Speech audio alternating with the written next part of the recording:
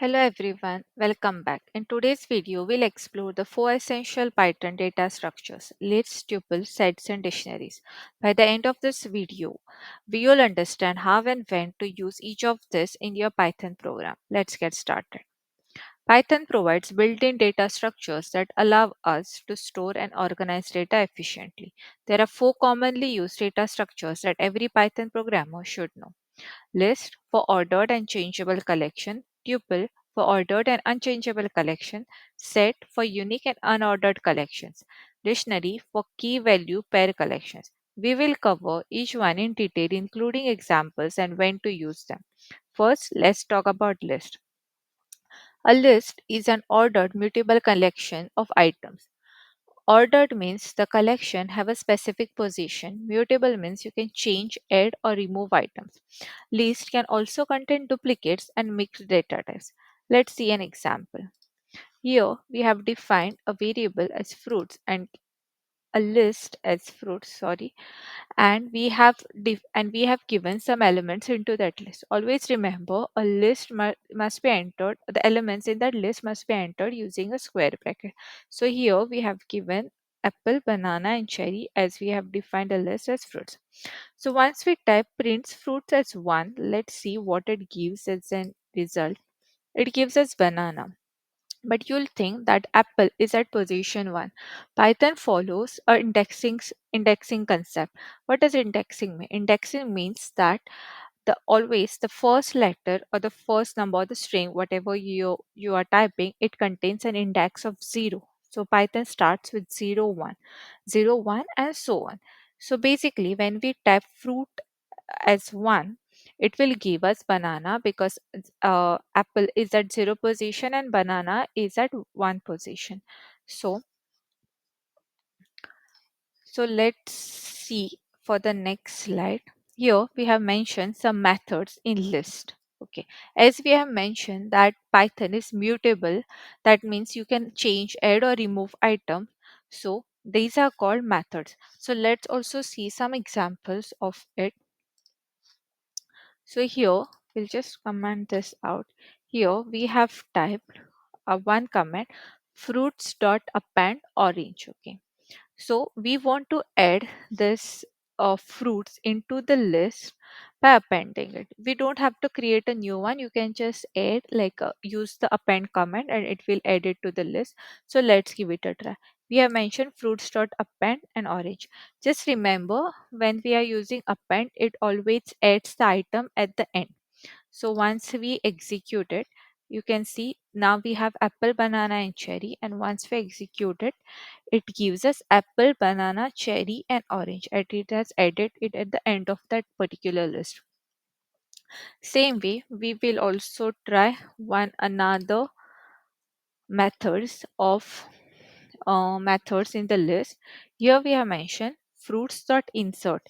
It inserts, and here we have mentioned an index number and the item that we want to add. Okay, so we have mentioned here 1 and as a mango. So currently we have banana here at the position 1 of the indexing. So once we execute this one particularly, you can just see the results here. Sorry, yeah, here apple, mango, banana, and cherry. Banana has moved to index to the position of 2 and cherry at the next indexing position. So this is what is called methods in list. Similarly, there are other methods, you can try it out. So let's move to our next data structure, that is tuples. A tuple is similar to a list, but it is unimmutable, meaning you cannot change its elements after creation. Tuples are ordered and can contain duplicates. They can also store different types of data in tuple. So let's see an example for this. Let's just delete this. And we have put defined a tuple as person and added ls 25 and engineering. So let's see what it gives.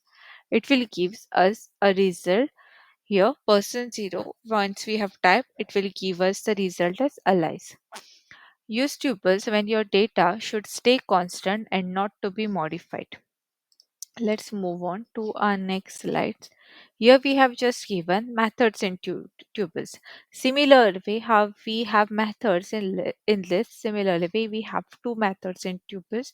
One is count and second one is index. So here we have just given a comparison for list and tuples.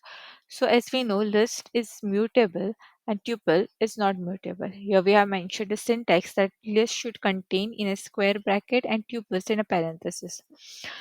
List has many methods. Here we have only mentioned two, but in the list that was shared earlier, we have many more there. And tuples as it only has two of it. And performance wise, list is slower and tuple is faster. Next up is sets. A set is an unordered collection of unique items, mutable but elements must be hashable. Duplicates are automatically removed. So let's give it as example and try running this into our VS Code. Also remember that sets are defined into curly brackets. So here we will just add. So we have just created a element in set and we will just type to print numbers. Okay, so when we print the numbers, you can see it has removed the duplicates at 3 and 3. It had only kept 1 3 and it has removed the duplicates. Same way, if we can try it out for the string, here we have tried it out for the, we will just delete this out and print fruits.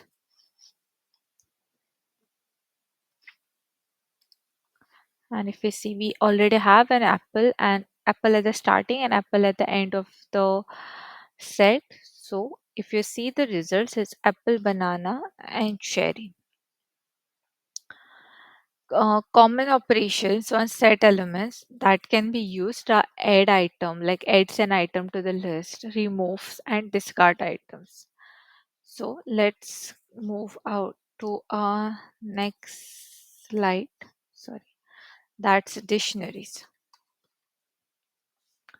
So dictionary is an unordered collection of key value pairs. Keys must be unique and hashable. Values can be any type of data. So here let's see an example as well for this. Here you can see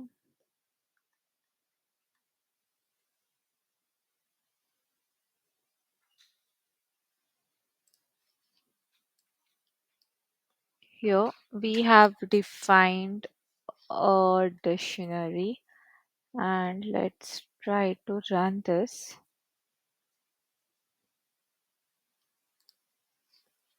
See, student each and it gives print student name. So it has, sorry, I'll just remove this out. It has given us the name of the student as Alice. And also to be very for clarification, the hashable that we have already mentioned here, hashable means that a hash value that never changes during its lifetime. This means the object can be used as a key in the dictionary or an element in a set. Hashable objects must be immutable, it cannot be changed. Okay. So, in today's video, we have learned about list, tuples, sets, and dictionary. So, let's meet for the next video. Thank you.